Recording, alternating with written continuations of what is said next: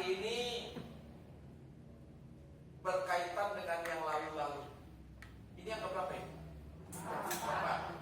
Artinya berkaitan dengan 3 yang lalu. Yang pertama,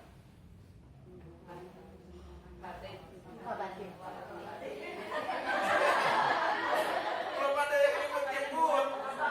Yang pertama, luka batin. Yang kedua, fisik. Yang ketiga, ya. Yang keempat, ada di sini roh jahat? Gak ada? Ada? Mana roh jahat?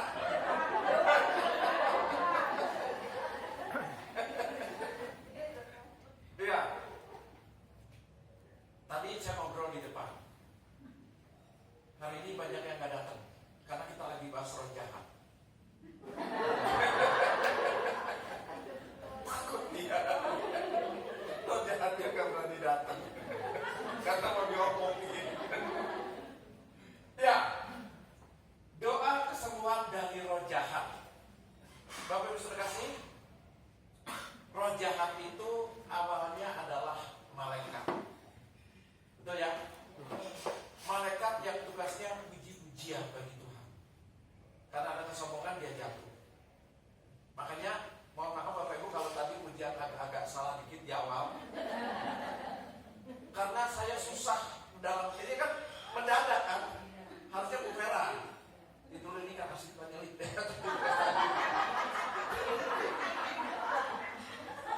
Saya mesti nggak kasih dikit. Ya. Harusnya kan Bu Vera. Tapi dia mendadak nggak bisa, saya gantiin. Saya juga mendadak cari pujian. Cari golden revolution. Ini golden semua loh. Yang tak kenal ini golden semua. Mungkin mau berapa Pak?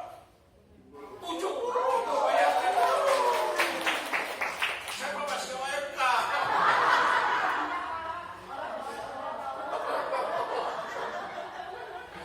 Ya, roh jahat yang nyebut tadi roh jahat itu ya. Doa semua terhadap Efesus 6 ayat 12. Karena perjuangan kita bukanlah melawan darah dan daging. Kalau darah dan daging, Bapak Ibu, kalau kita berani berantem selesai. Ya, karena Pak kelihatan mudah. Tapi lawan kita adalah pemerintah-pemerintah, melawan penguasa-penguasa, melawan penghulu-penghulu dunia yang gelap ini, melawan roh-roh jahat. Roh jahat itu nggak kelihatan. Hawa jatuh karena roh jahat. Saya pernah cerita di sini ya. Pernah cerita kan? Pernah cerita? Ada berapa pohon? Oh, katanya udah pernah. Hah? 1 apa 2? Alat pesan, ini kita ulang. Ya. Ini kita ulang. Nanti kalau masih gak hafal, luka batin saya ulang. Allah berpesan kepada Adam, semua buah di taman ini boleh dimakan, yang gak boleh yang di sana. Ada berapa pohon? 1 apa 2? Ini seragam. Udah salah seragam. Lukas 2 Kejadian 2 ayat 9 kalau nggak salah. Dibuka kok bengong. Kok bengong aja. Dibuka. Kalau nggak ayat 9 ayat 7. Kejadian 2 atau ayat 9 ayat 7. Ayat 9 kalau nggak salah. Coba 9-nya dulu. Ayat 9. Kejadian 2 ayat 9. Pelan-pelan bacanya. Ya, baca. Mana? Ya. Bentar, nggak kedengeran.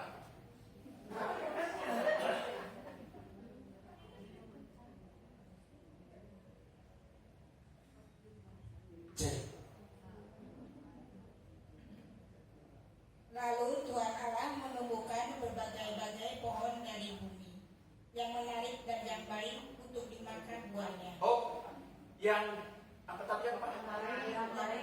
Yang menarik dan baik boleh dimakan buahnya. Ini ya. Lanjut. Dan pohon kehidupan di tengah-tengah taman itu. Oh, dan pohon di tengah ya. Kalau saya pindah ke sana, karena di tengah udah gak ada tempat. Saya pindah ke sana, gitu ya. Pohon. Lanjut. Serta pohon pengetahuan tentang yang baik dan yang jahat. Dan pohon. Ada berapa pohon? Tadi udah salah sekali.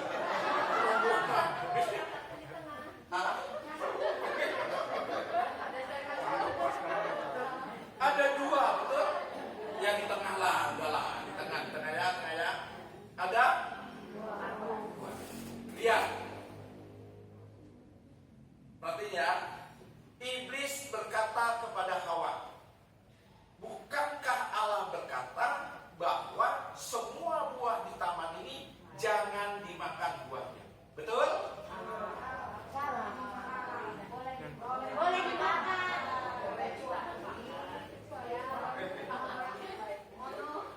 Udah salah ngomong.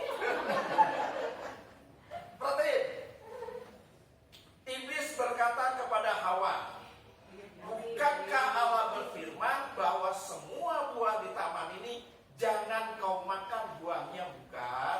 Betul? Kejadian 3 ayat 1. Kejadian 3 ayat 1. Ketahuan kejadian aja nggak bisa dibaca gitu ya. Itu awal loh. Adapun ular ialah yang paling cerdik dari segala binatang di darat yang dijadikan oleh Tuhan Allah. Ular itu berkata kepada perempuan itu, Berarti tentulah Allah berfirman, semua pohon dalam taman ini jangan kamu makan buahnya. boleh apa jangan? Jangan. Tadi boleh. Jangan. Tadi potong. Iya kan tadi saya bilang ular berkata kepada Hawa, gitu ya. Bapak Ibu, ini cara iblis. Cara iblis itu memutarbalikkan kata, memutarbalikkan fakta. Faktanya Allah berkata kepada Adam boleh dimakan, tapi kata iblis kepada Hawa jangan dibalikan. Sejak itu sampai sekarang iblis selalu bekerja membalikan kata-kata. Makanya lihat kalau ketemu iblis dan ketemu konselor beda. Kalau konselor, kalau si suami istri ketemu lagi perang, konselor bilangnya apa? Sabar, sabar. Kalau iblis lanjutkan, gitu ya. Mari di belakangnya terus, sikat, tendang. Lihat, iblis dan konselor berbeda, tapi kerjaan iblis seperti itu. Nah, itu lawan kita dan susahnya gak kelihatan. Yang duduk di depan siapa?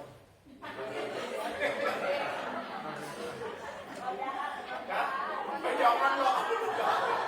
Kalau jangan orang jahat kita merinding semua, ya. Malaikat itu udah mulai digeser. Malaikat tadi dia malaikat lagi duduk di sini ikut mendengarkan, ya. Di malaikat juga perlu firman kan. Ya, nah, lawan kita adalah roh jahat yang ada di dalam. Hebatnya iblis lagi apa? Saya bukan menghebat-hebatkan iblis ya. Masih lanjut yang tadi salahnya pur itu ya. Udah salah pur lagi ya. Saya lanjut. Waktu iblis berkata seperti itu, yang tadi jangan dimakan, Hawa tahu. Makanya tadi yang jawab juga Hawa semua yang salah itu. Boleh. Bapak jawab nggak boleh? Nggak tuh. Hawa yang udah diganggu. Tapi Hawa tahu boleh kata gitu kan. Iblis bilang enggak boleh. Kalah iblis. Di sisi ini iblis kalah. Tapi iblis pintar juga. Kenapa nggak boleh? Nah sekarang kenapa nggak boleh? Kenapa yang dua di sana nggak boleh dimakan? Atau yang kita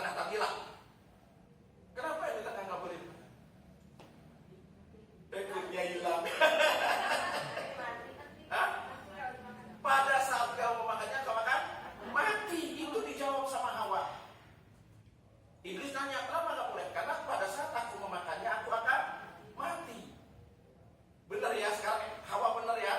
Hebat Hawa. Ada benernya juga. Yang jawab juga Hawa juga kan? Bener. Tapi iblis jalan lagi. Allahmu itu bohong. Kenapa? Pada saat kau memakannya, engkau gak akan mati. Tapi kalau kau memakannya, pohon pengetahuan baik dan buruk, pada saat kamu memakannya, kamu akan tahu mana yang baik dan mana yang buruk. Kalau kamu tahu itu, kamu sama dengan Allah. Wah, awal mulai itu, dan bibirnya jalan dia, sama dengan Allah. Enak kan? Makanya dimakan. Wah itu, kan dia mau sama dengan Allah. Dimakan pohon pengetahuan baik dan pada saat Hawa memakannya, Hawa mati gak? Enggak. Mati apa enggak? Karena ini seragamnya benar. Enggak mati. Iblis menang. Iblis bilang lagi itu, betul kan? Allahmu itu bohong. Allahmu bilang apa? Pada saat kau makannya kau akan mati. Nyatanya mati gak? Bohong kan? Gitu loh, kata-kata si iblis ya, bukan kata saya. Kalau saya bilang begitu, udah saya gak diundang lagi ke kamu. Kata iblis. Hawa mikir, iya juga. Gitu kan? Nah, pada saat itulah Hawa jatuh ke dalam dosa. Nah, jatuh dalam dosa, Hawa ada dan Hawa diusir. Lalu dua pohon itu dijaga. Kenapa dijaga? Kenapa diusir dari Taman Eden? Bukan masalah melanggar ya. Oke, diusir melanggar ya. Yang itu kenapa dijaga? Pohonnya itu. Yang dua kan tadi kan, yang satu dari mana kan? Yang satunya lagi dijaga. Kenapa dijaga? Yang satunya itu pohon kehidupan. Kalau Adam dan Hawa memakan buah pohon kehidupan, hidupnya akan kekal. Karena Adam dan Hawa diciptakan kekal. Karena jatuh ke dalam dosa, dia akan mengalami kematian. Bukan waktu makan dia mati, tapi pada saat dia memakannya dia akan mengalami kematian. Kapan? Gak tahu. Nah, kalau dia makan pohon yang satunya, pohon kehidupan, dia kekal lagi. Kalau orang berdosa hidupnya kekal, bahaya. Makanya Bapak Ibu gak ada hidup kekal kan? Satu ketika mati kan? Kan orang berdosa. Orang berdosa. Lihat cara iblis. Sampai sekarang iblis bekerja dengan cara yang sama. Yesus saja mau dicobain sama dia, betul nggak? Apalagi kita. Lihat iblis dicoba. Dan iblis luar biasa kalau mencobai seseorang. Pakai firman. Kita yang nggak tahu firman udah kelompok-kelompok lah udah sama iblis. Yesus yang tahu firman dicobainya sama firman. Kalau engkau anak Allah, gitu kan? Iblis tahu nggak kalau itu anak Allah? Tahu nggak kalau Yesus itu anak Allah? Tahu nggak kalau Yesus itu Tuhan? Kok mencobai? Itu namanya iblis nekat. Iblis gak tahu diri, ya. Betul nggak? Gak tahu diri dia. Kok Tuhan dicobai? Bapak Ibu berani cobai Tuhan? Kalau berani, gak tahu diri. Iblis gak tahu diri. Kalau kau anak Allah, ubah batu ini jadi roti. Sanggup gak Yesus? Sanggup? Gak perlu ada batu, betul? Kalau Yesus mau roti, angkat tangan, kicap sekali. Jadi satu roti. Tinggal mau rotinya berapa? Mau dua kali. Mau lima kali. Ya kan?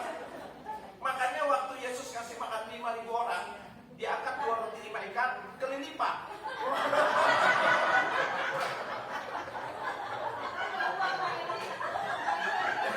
Udah gak tahan juga buat. Makanya stop kelilipan gitu ya. Dan dia melawan orang jahat.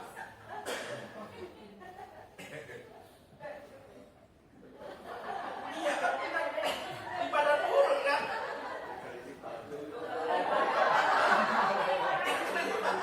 Mana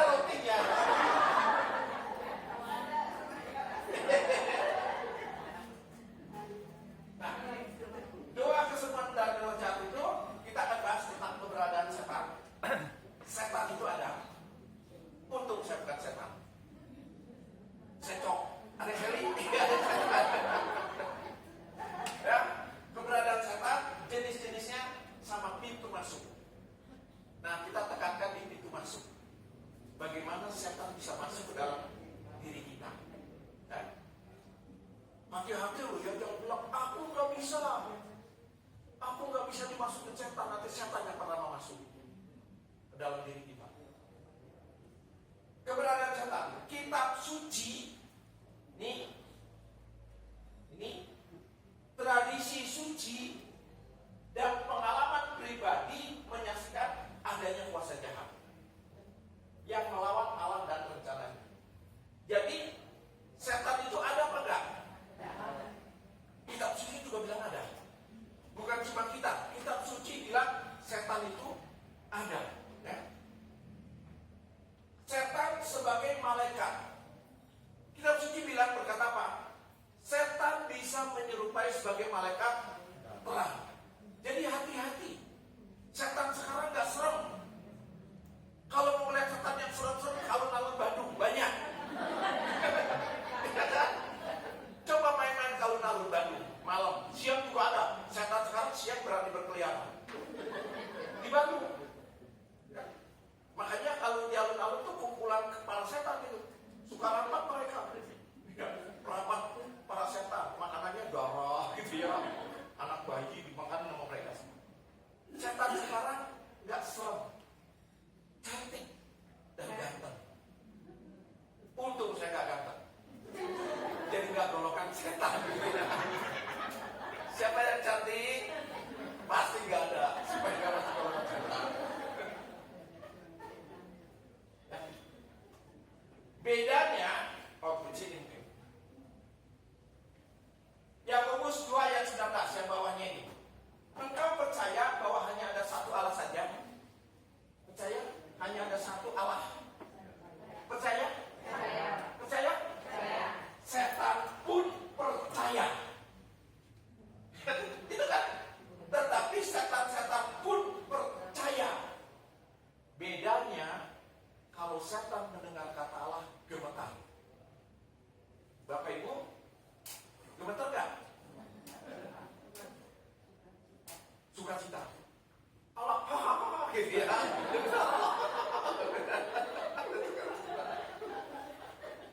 Setan adalah seorang malaikat yang berdosa, yang diusir dari keadaan semula. Setan itu pemuji Allah. Lucifer, namanya Lucifer, dia pemuji Allah karena ada kesombongan. Dia diusir dari sana, jadilah setan, sombong. Makanya kita orang-orang, kalau ada orang-orang sombong, dia bilang setan tuh gitu ya. Memang itu, memang sombong itu setan gitu ya. Gelut antara setan dan yang bahkan setan gitu ya. Wah. Dan kalau dari itu kan sama-sama persetan-setan kan. Setan lu yang setan. Saya nonton 2 setan lagi perang. Ya. Jadi setan itu biar bagaimana ada. Kita gak bisa mungkin. Kalau saudara-saudara kita dari gereja lain bilang gak ada, gak apa-apa. Itu kan dia kan. Kita bilang ada. Di ruangan ini ada gak? Setan? Wih, gimana?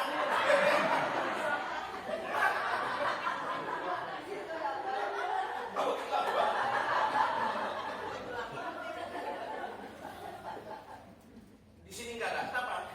2-3 orang berkumpul dalam nama Tuhan. Kalau Tuhan hadir, setan pergi. Setannya nunggu tuh di sini.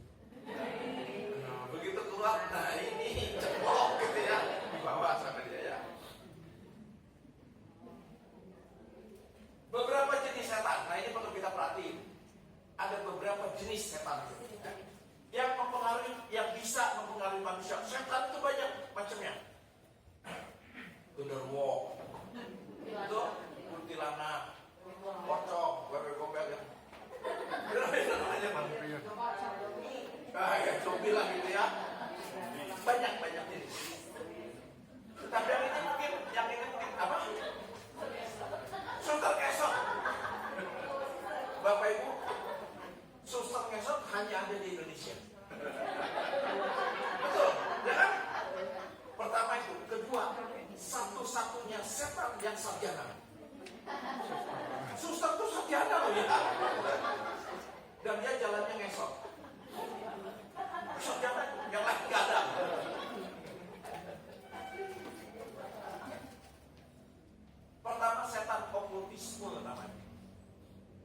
bisa mempengaruhi manusia.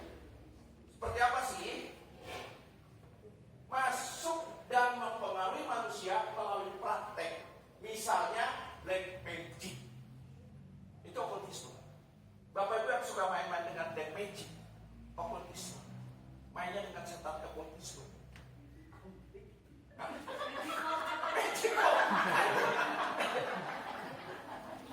Magicom.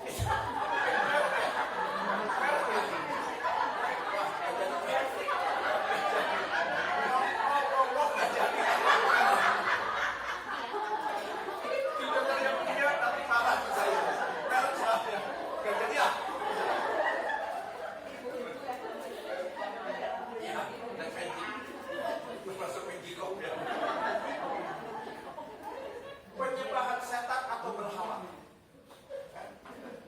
perdukunan bahkan perjanjian dengan setan. Ada orang yang berjanji demi uang, demi kekayaan, dia janji ini bisa bukan proyek. Tahu ya?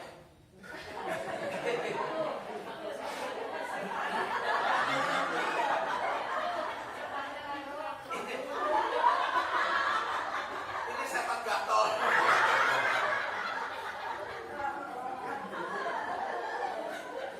Perdukunan. Ada orang yang demi maaf ya, banyak yang demi kekayaan dia main-main dengan ini, main-main dengan setan demi kekayaan.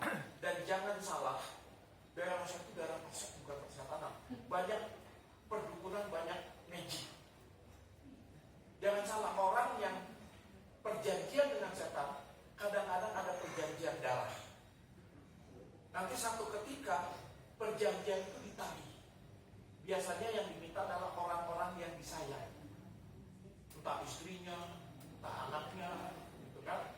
Makanya Bapak Ibu nanti kalau anak yang punya pacar tanya dulu, ada perjanjian nggak? Gitu ya, ada perjanjian bahaya itu. Nanti dia diminta pertama. Atau ceweknya bilang, kamu boleh mencintai saya, jangan full, 25% aja. Kalau full nanti takutnya ada perjanjian yang pertama di bawah. Bahkan perjanjian dengan setan, perdukunan. Bapak Ibu ada yang pernah berdukun? Bukan dukun beranak maksud saya ya. Dukun beneran, dukun pernah dukun. Ada yang pernah nggak? Nggak. Pernah? Nggak apa-apa, pernah juga nggak apa-apa. Saya juga pernah kok, saya juga sering berdukun dulu. Wah, luar biasa kalau kita dukun. Ini yang paling suka diusir. Setan yang model begini susah diusir. Kenapa susah? Karena ini. Karena mereka dengan sengaja dan sadar mengundang setan dengan terlibat dalam penyembahan berhala. Dia yang mengundang. Contoh Bapak Ibu, orang yang mau mencari kekayaan dengan menggunakan kuasa gelap, kan dia yang undang, dia yang cari ke gunung lah, cari kemana lah, gitu kan? Dia cari itu dia bawa pulang. Makanya susah diusir karena dia yang cari. Beda kalau datang sendiri, datang tak diundang, pulang tadi, itu gampang. Jalan itu gampang. Tapi kalau ini susah. Nah, karena kita yang mengundang, kita yang memanggil. Berapa kali saya ketemu orang yang mau meninggal pun susah karena ada ini. Dia belajar ilmu macam-macam karena ada ini, akhirnya didoakan, dilepaskan dulu. Begitu dilepas, rupanya nyawanya ke bawah kelepas. Dia berangkat dia. Iya, yang kita usir roh jahatnya, nyawanya ikut. Belum hilang ya sudah. Iya. Jadi setan. Makanya pernah saya begini. Satu ketika ada orang yang wah, dia meninggalnya susah. Anaknya udah lah meninggal aja ini orang gitu ya. Minta ke saya, tolong Pak doakan. Saya bilang, kenapa? Oh, si Papa ini dulu belajarnya ilmu gini-gini. Saya bilang gitu kan. Akhirnya saya bisikin sesuatu. Bisikin, nggak lama berangkat. Mau tahu yang saya bisikin apa? Mau tahu? Sakit parah dulu. Nanti saya bisikin. Ya kalau enggak lah. Jangan lupa kalau parah panggil saya ya. Nanti saya bisikin sesuatu supaya keren. Yang kedua, setan dosa. Sama ini juga ya. Setan yang mempengaruhi manusia karena manusia terjerat dalam kebiasaan berbuat dosa. Orang yang sekali berbuat dosa biasanya ada kedua kali. Kalau sudah kedua kali, ketiga kali, dan jadi kebiasaan. Berbuat dosa termasuk yang paling besar tindakan pembunuhan, termasuk membunuh. Bapak Ibu, kita jangan bicara bunuh orang itu deh. Bicara bunuh ayah. Ada orang yang gak tega, betul? Gak tega bunuh ayah. Saya dulu kerjanya di obat hewan. Kalau obat hewan itu harus masuknya kebanyakan ke kandang-kandang ayam. Tapi puji Tuhan gak lama. Saya kerja. Kalau terlalu lama nanti Bapak Ibu susah bedakan karena ayam mana saya. Karena terlalu sering masuk. Ya. Tapi karena gak lama pasti tetap bisa dibedakan. Saya masuk ke sana. Benar. Saya bukan dokter hewan. Jadi saya nggak tahu urusan penyakit ayam dan sebagainya. Pertama saya datang. Peternak bilang, Pak, kenapa ya ayam saya ngorok? Benar, ada penyakit itu ayam ngorok. Saya kan nggak tahu. Loh, pulas dong tidurnya. Karena kalau tidur pulas ngorok ya. Ternyata itu penyakit. Peternak yang bingung, ini dokter hewan atau bukan? Atau dokter gadungan gitu kan. Yang kedua, dia bilang, kenapa ya ayam saya merah campur? Kumpulin aja buat bangun rumah bagus. Campur tinggal campur pasir dan semen. Nah yang terakhir Bapak Ibu, ayamnya kena penyakit, minta tolong saya operasi. Pak, tolong ayam saya dioperasi. Saya mikir operasi gimana ya? Nanti kan udah dijahit lagi gitu ya. Ternyata enggak, kalau operasi itu dimatiin dulu. Saya nggak tega matiinnya, jadi saya nggak pernah bunuh ayam. Nah kalau orang udah pernah bunuh ayam, sekali membunuh, pasti akan berubah. Lama-lama terbiasa. Itu bunuh itu bukan hal yang sulit buat dia. Jadi kebiasaan, dosa. Sama Hawa juga karena ada dosa pertama, mungkin dia dosa berikutnya juga. Ya. Ini dosa. Setan ini bisa disebut roh penyembahan berhala. Bapak Ibu menyembah berhala. Ada yang menyembah berhala enggak? Jangan salah, kadang-kadang kita menyembah berhala. Time is money. Tidak ada waktu. Waktu adalah uang. Tidak ada waktu. Jangan-jangan uang itu jadi berhala dia. Betul? Kalau uang udah jadi berhala dia, di situ ada setan. Betul. Apapun juga. Jadi hati-hati. Roh kenajisan, roh nafsu seksual, rakus, tamak. Makanya tadi saya suruh nambah nggak mau. Nambah enggak ah, padahal silap. Takut dikira ini nanti ya, rakus. Wah ini setan, setan rakus. Saya lihat yang lain itu kok nggak ada nambah. Ada nambah nggak? Nambah sedikit, nanti baru rakus sedikit.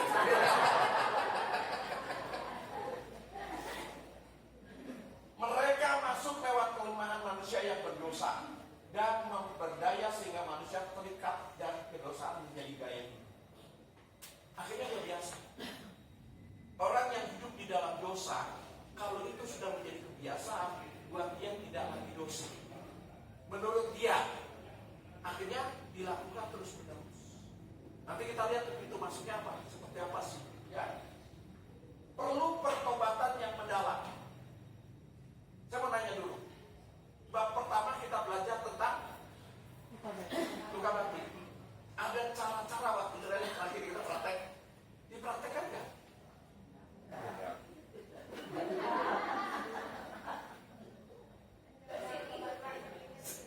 Coba di sini.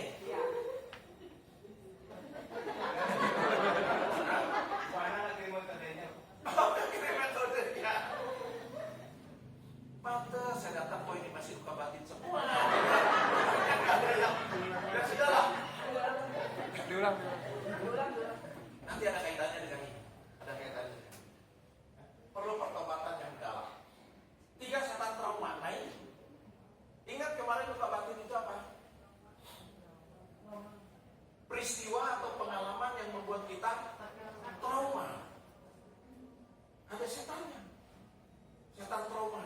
Ya. Belum pernah dengar kan ini kan? Ya udah. Sekarang udah pernah dengar? Ya udah. Jadi udah pernah dengar ya? Ya. Bilang lagi, saya ulang dari awal. Setan masuk ke dalam manusia dan mempengaruhi karena pengalaman trauma masa lalu. Ini yang luka batin. Kita kembalikan dulu sebentar. Kalau orang luka batin sama seseorang, biasanya dia punya rasa benci dengan orang itu, betul? Setan bekerja. Terus, benci terus, benci terus. Kalau perlu cari teman yang ikut membenci dia. Dia ngomong, hati-hati sama si itu. Si itu tuh pasti ya. Sama si itu. Ini aja deh. Hati-hati sama si itu. Kenapa? Wah, orangnya bla bla bla bla bla. Akhirnya hati-hati kan. Dia ngomong lagi ke orang lain, hati-hati sama si itu. Emangnya kenapa? Nggak tahu, pokoknya hati-hati aja. Ya kadang-kadang dia cuma dapat laporan. Pokoknya hati-hati aja. Ada ini. Jadi orang yang trauma jadi sasaran buat setan masuk. Dia bisa masuk ke situ. Pengalaman trauma masa lalu. Misalnya kesedihan, penolakan, pengkhianatan, pelecehan, ketakutan, dan lain-lain. Mereka masuk pada saat luka batin terjadi.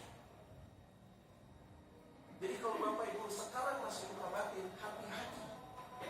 Iblis bisa pakai itu untuk masuk. Hati-hati ya, hati-hati. Hati-hati ya. Ya, hati-hati ya. Nah, kadang ini perlu loh Bapak Ibu. Kadang-kadang kita merasa aku udah beres luka batin. Aku udah sembuh luka batin. Gak ada lagi luka batin. Kita merasa sudah sembuh, tapi iblis tahu masih ada celah di sini. Yang kemarin saya katakan, pemberesan luka batin kebanyakan hanya di otak sadar. Di otak bawah sadarnya enggak. Contoh gini, Bapak Ibu pernah ribut sama seseorang, benci seseorang, udah berdamai, saling memaafkan, betul? Pernah nggak satu ketika mimpi ketemu dia lagi, orang yang dibenci, benci lagi dalam mimpi, berkelahi itu sama orang itu. Kenapa? Karena luka batin yang di bawah sadarnya belum selesai. Makanya penyelesaian tidak harus tidak yang sadar aja, yang bawah sadar harus dibereskan. Belum ada di sini yang bawah sadar. Nanti kapan-kapan kita bahas yang bawah sadar. Itu artinya pesan supaya saya diundang lagi.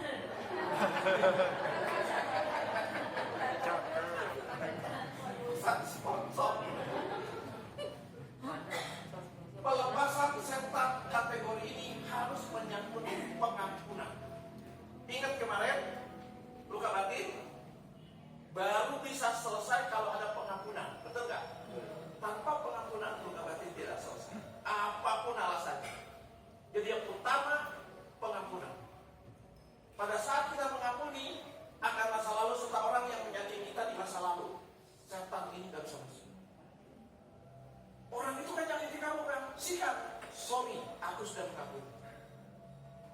Setan datang lagi, masa kayak gitu-gitu, sikat terus dulu, hantam dulu. Sorry, Tan, saya sudah mengampuni. Kan setan kan? Dia kan ngomongnya sama setan kan? Sorry, Tan, bukan tante ya. Setan tuh jadi tante. Sorry, Tan, aku sudah mengampuni. Gak bisa. Tapi kalau kita masih luka batin, belum mengampuni, begitu setan ingin masuk, ya kayak gitu Pak, sikat dulu. Iya, sikat. Ya. Jadi hati-hati dengan yang satu ini. Gak kerasa Bapak Ibu. Setan turunan. Jadi kalau bapaknya setan, anaknya setan. Pengaruh setan yang diturunkan dari generasi terdahulu. Praktek berhala atau berhubungan dari karena itu. Hati-hati Bapak Ibu. Kalau yang bapaknya dukun, kadang-kadang anaknya dukun. Yang bapaknya selalu berkaitan dengan kuasa gelap, nurut.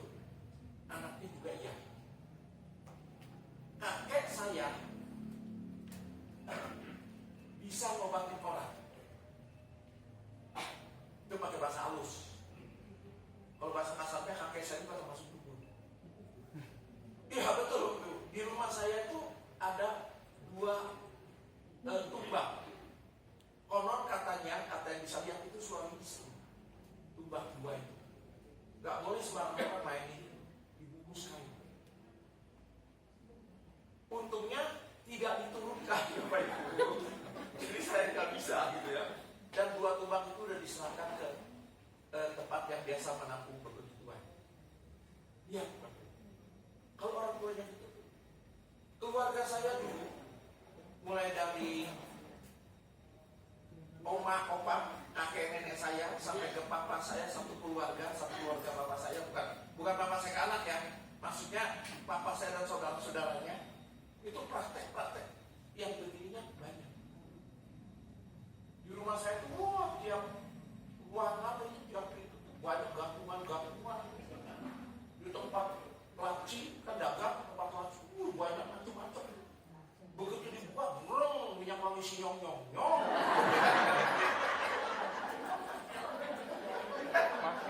nggak minyak wangi si nyong? Tahu? Tuh, kan saya tahu mah biasa main dukun jadi tahu. Dan biasa main dukun tahu langsung.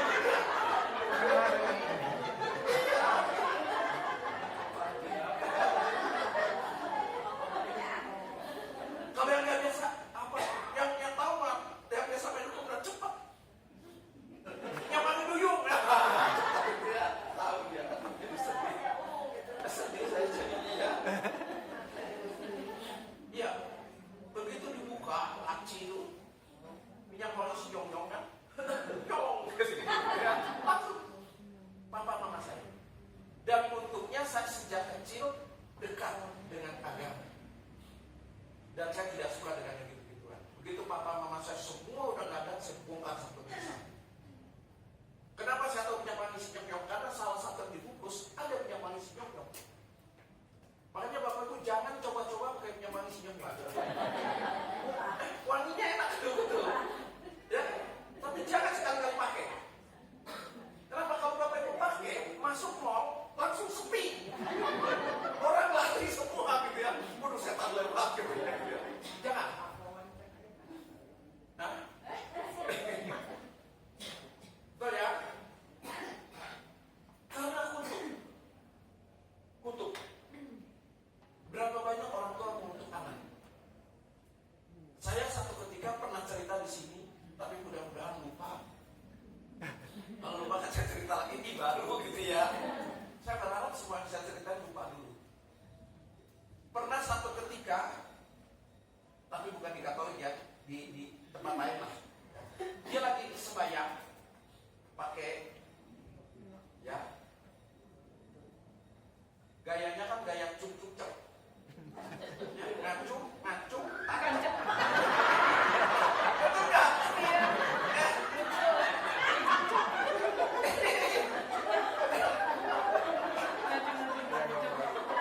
Saya tanya apa itu? Siapa yang nggak apa-apa ya? Siapa yang masih suka sembahyang? Pakai hiu. Ada yang masih suka nggak? Mahal. Kalau masih pakai kan gayanya begitu ya.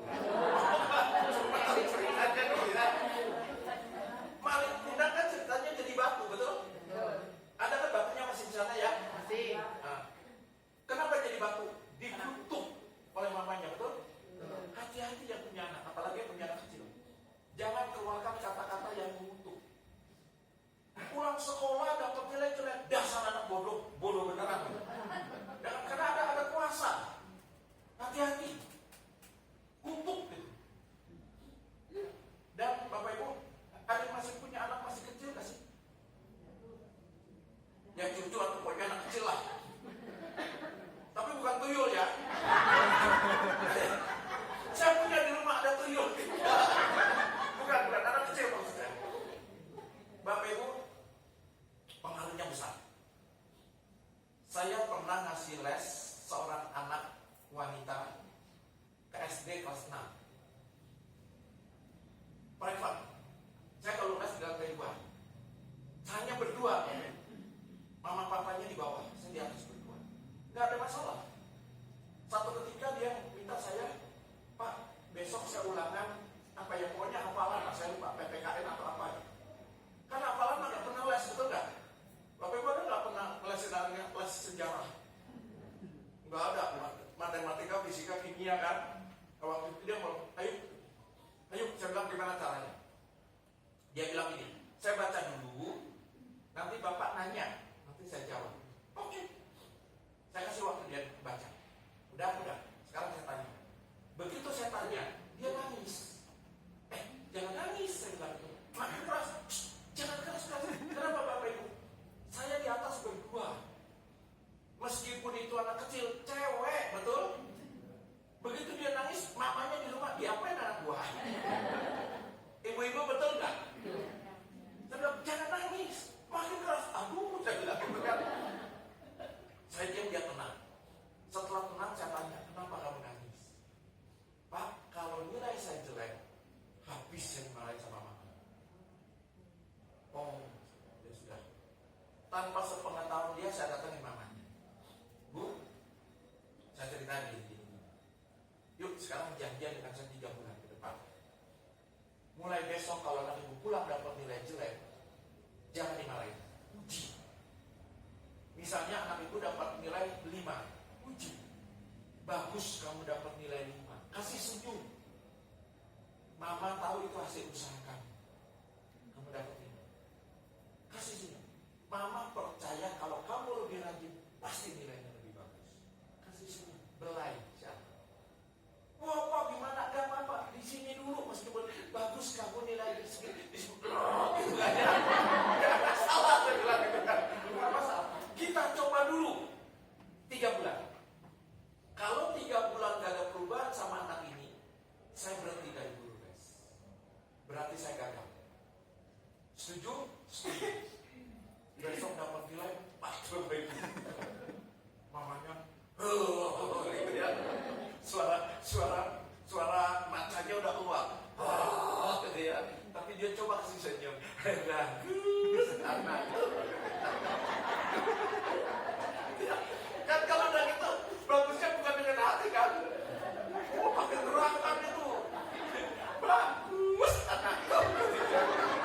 Ini hasil usahamu, bagus. Bapak Ibu tahu,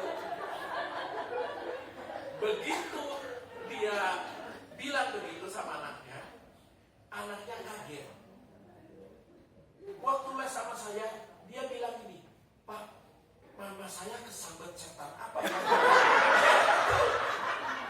Kesambet setan apa ya? Loh kenapa? Saya dapat nilai 4, dia bilang bagus.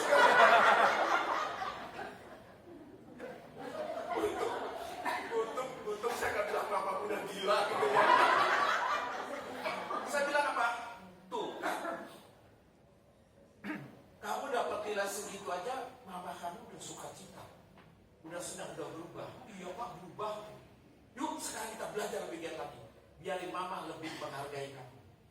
Kita belajar lagi, semangat ya, semangat belajar. Sejak itu Bapak Ibu nilainya tidak pernah di bawah 8. Wah, mamanya sekarang suka cita betul-betul kalau sekarang. Senang kan? 3 bulan saya datengin, Bu, udahan ya. Akhirnya saya lanjut sampai dia lulus. Ya, kutuk itu bahaya. Jadi terutama jangan ada keluar kata-kata kutuk dari kita deh. Nah, satu orang kelakuan kayak setan, emang tahu setan kelakuannya kayak apa? Pernah lihat setan? Pernah lihat kelakuan setan? Boro-boro ngeliat kelakuan, begitu ketemu juga kita lari. Nggak sempat lari pingsan kan? Belum pernah lihat kelakuannya kayak apa. Biasanya ini membuat sakit tertentu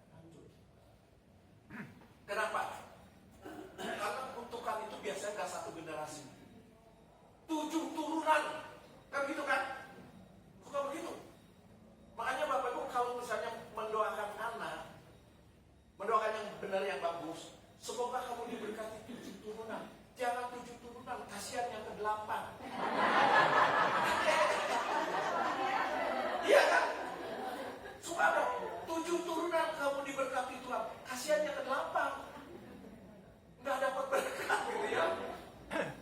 Kalau ngutuk masih mending 7 turunan, aku ke-8 bebas gitu ya.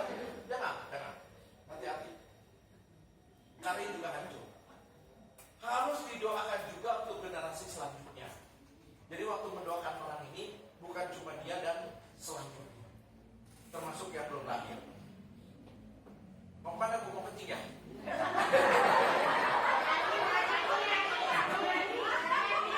Oh, mau nyanyi. Saya kira kalau banyak ketawa nggak tahan. Saya mau bilang jangan dihabisin, tapi masih ada. Nah, ini masuk.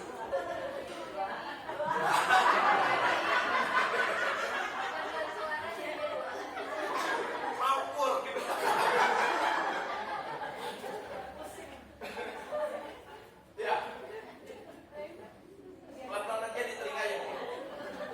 Pintu masuk dalam diri manusia. Pintu masuknya apa? Yang pertama, berbuat dosa. Dan menjadikan perbuatan dosa sebagai kebiasaan menetapkan tanpa usaha untuk bertobat. Orang yang berbuat dosa dan terus dia lakukan tanpa mau bertobat, menjadikan satu kebiasaan, itu pintu masuk. Karena Tuhan senang dengan orang yang berdosa. Bapak Ibu, di gereja banyak setan nggak? Banyak. Banyak di mana di setan? Di gereja sama di pub. Di tempat diskotik.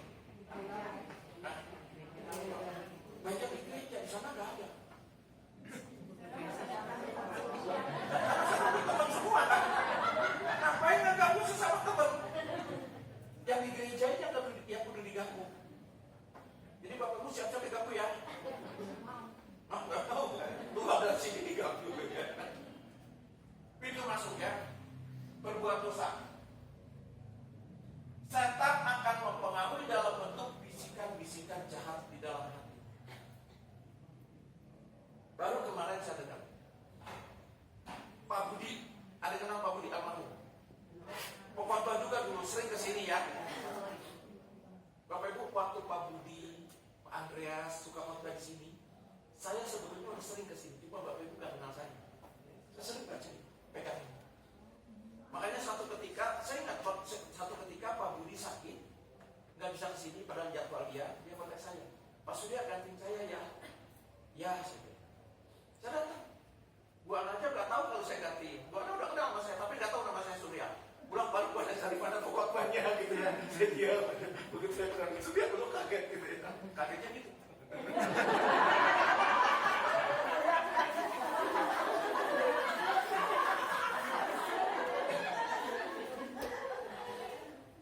Pak Budi, Bapak Ibu, waktu dia sakit, dia berobat di Penang kalau nggak salah.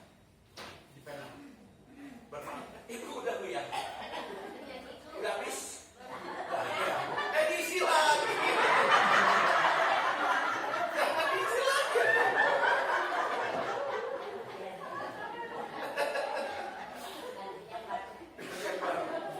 Ya. Dia tinggal di apartemen. Pada saat di apartemen Pak Budi dulu ya, sekelas Pak Budi yang sering khotbah, firmannya udah luar biasa kan? Ya bagus, bahkan kitab suci jadi luar kepala kan? Lupa maksudnya di luar kepala kan? Pada saat itu dia sendiri yang cerita, ada bisikan. Buat apa kami hidup? Loncat aja dari apartemen ini. Betul, dia bilang bisikan. Kalau dia kalah, loncat dia. Untung Pak Budi firmannya udah kuat kan? Nyaho iblis. Pergi dia. Iblisnya. Makanya dia nggak jadi loncat. Nggak bisa setan mati dia. Bunuh Pak Budi. Pak Budi takutnya cuma Tuhan kan. Tuhan mah nggak banyak ngomong. Pak Budi, balik. Yuk, balik.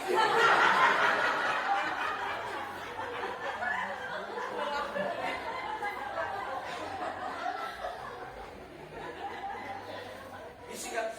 Makanya tadi saya cerita bagaimana Hawa tergoda sama iblis. Ini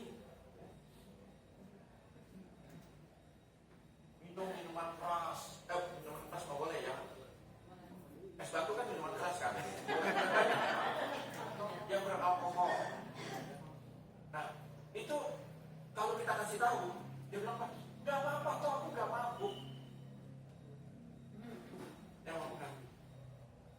Iya nggak mabuk, tapi ketagihan, betul? Ketagihannya itu dibuat. Tapi kalau nggak bisa minum, jangan terus saja nggak apa-apa.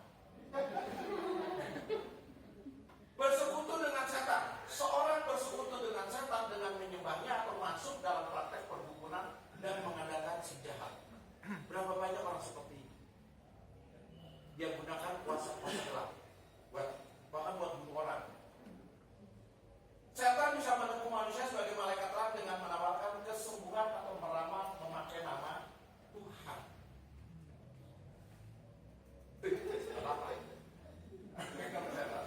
Hati-hati Bapak Ibu. Karena Tuhan bilang apa di Matius 7, bukan orang yang berseru-seru kepadaku Tuhan, Tuhan akan masuk dalam kerajaan surga. Nah kalau dia menyebut Tuhan, Tuhan karena pengaruh ini, pengaruh dari malaikat terang yang palsu ini, buntutnya bukan sesuatu yang membahagiakan, pasti mencelakakan. Ya. Luka batin atau trauma yang belum disembuhkan. Nah, udah berapa minggu dari saya pengajar pertama? 3. Belum pernah diperhatikan kan juga. Hati-hati. Iya. Untung saya datang. Jadi bisa dikasih tahu. Coba kalau luka. Mereka yang luka batin akan sangat rapuh secara emosi. Orang yang luka batin secara emosi mudah dipancing. Betul kan? Dia luka batin sama seseorang, bawa aja orang itu. Emosi dia. Apalagi kita kasih sesuatu sama dia di depan orang itu, lebih emosi lagi. Betul kan? Sembuhkan Bapak Ibu. Sembuhkan. Kan ada kemarin luka batin, luka fisik. Luka fisik juga ada kaitannya dengan luka batin. Lalu dengan pujian, puji aja di rumah, pujian. Tadi lagunya apa sih?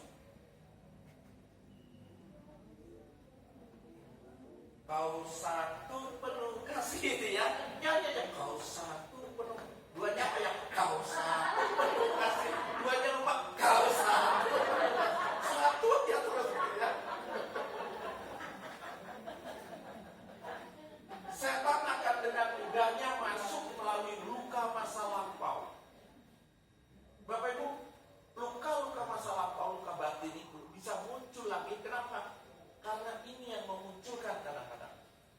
Baik secara nyata maupun pada saat kita mimpi. Jadi kalau mimpi itu gak semuanya petunjuk Tuhan loh ya. Ya ada juga ini yang bekerja. Ada juga batin kita yang bicara melalui mimpi. Karena kita pengen sesuatu gitu. Gak sampai-sampai masuk ke otak bawah sadar, muncul di waktu mimpi. Bahkan luka yang kita alami ketika masih dalam kandungan dan mempengaruhi hidup seseorang. Bapak Ibu, ada orang yang waktu bayi mau digugurkan. Bapak Ibu enggak kan ya? Tapi ada di luar sana orang waktu masih bayi, bukan bayi, masih dalam kandungan, mau digugurkan. Tapi nggak sampai keguguran. Belum lama saya lihat di YouTube. Anak cewek, cukup cantik kan? Ngomongnya udah gak jelas. Saya mau gitu kan? Kenapa? Bukan ngeledek ya Bapak Ibu. Ini nggak lagi kasih contoh. Kenapa? Dia tahu waktu dia masih dalam kandungan mau digugurkan oleh mamanya. Udah minum obat ini, minum obat itu, nggak gugur-gugur. Jadinya kayak begitu. Pertama. Kedua, kalau anak yang selalu ribut sama mamanya, ribut sama papanya, jangan cepat-cepat dibawa ke orang pintar. Jangan-jangan ada luka batin sama si anak ini karena waktu masih dalam kandungan mau digugurkan. Saya biar gini nggak pernah mau menggugurkan. saya supaya dia tak luka batin. Itu jadi. Bapak Ibu, jangan sekali-kali datang ke orang pintar. Jangan sekali-kali. Kenapa? Pada saat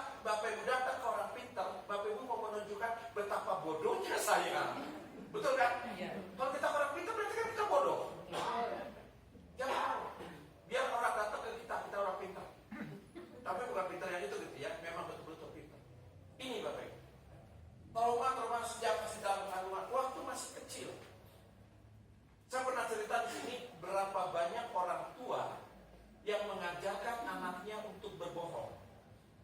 Pernah nggak ngajarin anak untuk berbohong? Pernah?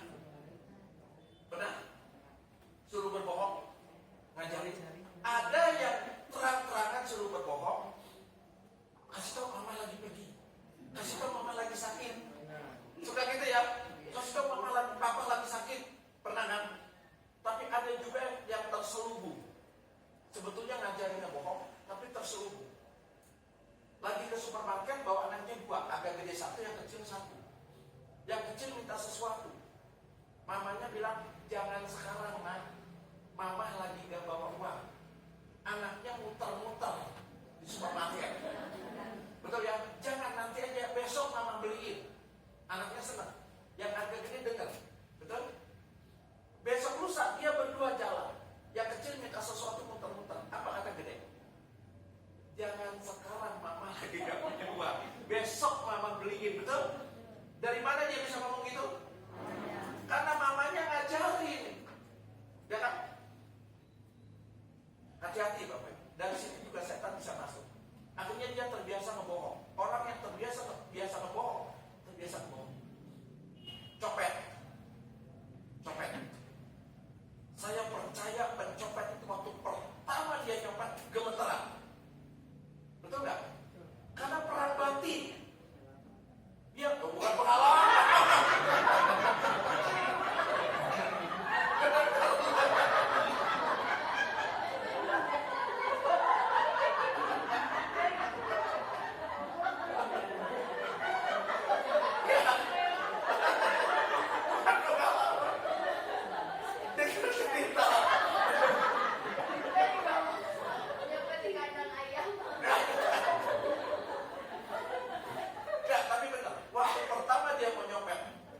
Suara batinnya itu bekerja sebetulnya.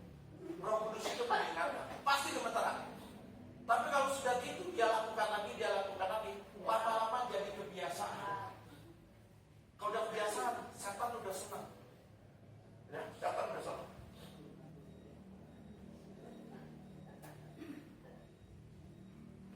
Banyak. Masih kecil. Saya waktu masih kecil tuh ditakut-takutin sama dokter. Kita juga masih ada ya. Kalau anaknya nggak mau makan, ada orang pakai baju putih, dokter nanti disuntik. Anak kan takut. Saya korban Bapak, saya korban dihitui. Akhirnya saya sampai hari ini takut kalau mau disuntik. Betul. Trauma saya, trauma. Makanya kadang-kadang setan masuk lewat itu. Awas dokter. Dokter. Bapak pernah waktu kecil karena saya takut, saya sakit, dipanggil dokter. Zaman dulu tuh alat suntik itu nggak sekali pakai, betul nggak? Dicabut jalurnya, direbus, pakai lagi. Nah itu dokter habis nyuntik saya nyuntik begitu dicabut, hilang jalurnya. Jalurnya mana? Di pantat saya masih goyang. Sampai sekarang saya masih trauma. Ya, itu juga bisa menarik. Masuk ke tempat yang gelap. Biasa kan tidak takutin. Jangan masuk ke tempat gelap, banyak setan. Di tempat gelap itu ada setan. Percaya nggak Bapak? Percaya. Coba Bapak masuk ke tempat yang gelap. Ada itu setan. Yang lagi masuk itu.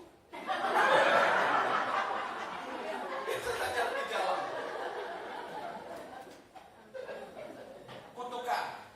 Ini yang terakhir. Kutukan ya. Guna-guna santet. Kutukan bisa terjadi karena sesuatu dimintakan terutama dari yang jahat agar sesuatu yang tidak baik termasuk kemalangan dijatuhkan pada mereka yang dikutuk. Bagaimana melawan santet? Doa. Hidup yang benar, doa. Bersyukur. Itu aja, paling tidak itulah. Kalau Bapak Ibu bersyukur, doa, dekat dengan Tuhan, baca firman Tuhan, gak akan masuk. Begitu santet yang mau datang,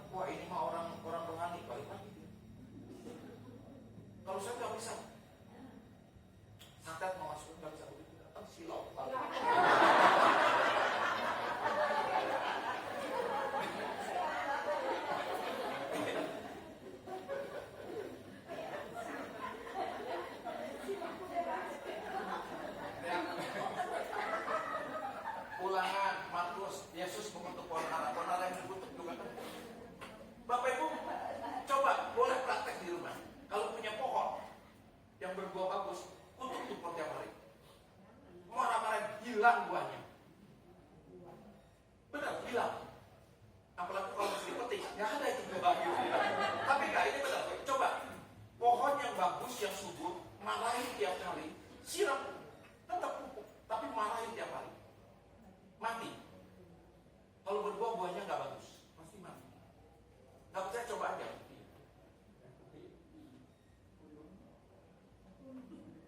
Nah, undung ya, Bapak Ibu, kunci semuanya itu pengampunan. Pengampunan. Nah, di ujung pembicaraan kita malam hari ini, mari kita minta ampun kepada Tuhan. Supaya apa? Roh-roh jahat tidak bisa mempengaruhi kita. Saya ajak Bapak Ibu nanti menyanyikan lagu ini. Bisa lagunya? Bisa ya? Kita nyanyikan sungguh-sungguh dalam hati. Nanti setelah ini ada doa yang perlu kita bacakan bersama. Enggak usah berdiri, duduk aja, tapi sungguh-sungguh. Kita nyanyikan lagu ini 3 kali. 3 kali, duduk tenang. Kalau yang sudah hafal, tutup mata. Kalau yang belum hafal, kita boleh diam. Tapi yang saya minta Bapak Ibu sungguh-sungguh. Karena sadar tidak sadar, kita adalah orang-orang berdosa. Entah apa. Mungkin kita masih termasuk orang yang lupa batin. Hari ini kita mau menaikkan pujian ini 3 kali sebagai ungkapan kita minta ampun kepada Tuhan. Kalau sampai hari ini mungkin masih ada luka batin, masih ada pintu masuk bagi setan untuk masuk ke dalam diri kita. Pengampunan. Minta ampun kepada Tuhan sekaligus mengampuni orang-orang yang pernah menyakiti kita. Yang hafal tutup mata, yang belum hafal silakan diam. Kita akan pujian ini 3 kali.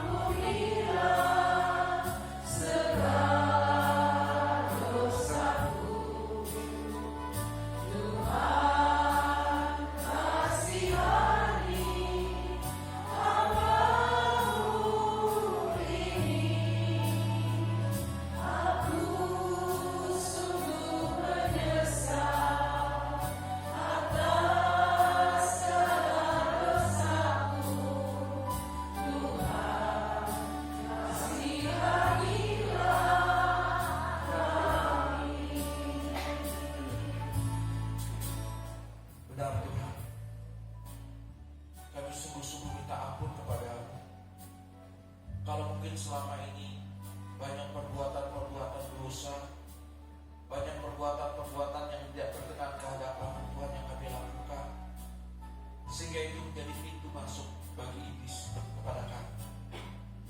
Ampuni kami Tuhan kalau sampai hari ini kami masih membuka celah, membuka ruang bagi iblis untuk masuk ke dalam diri kami. Ampuni Tuhan, hari ini kami ingin berdoa ya Tuhan, supaya tidak ada kuasa gelap yang dapat masuk ke dalam diri kami. Mari kita daraskan doa ini bersama-sama. Tuhan Yesus,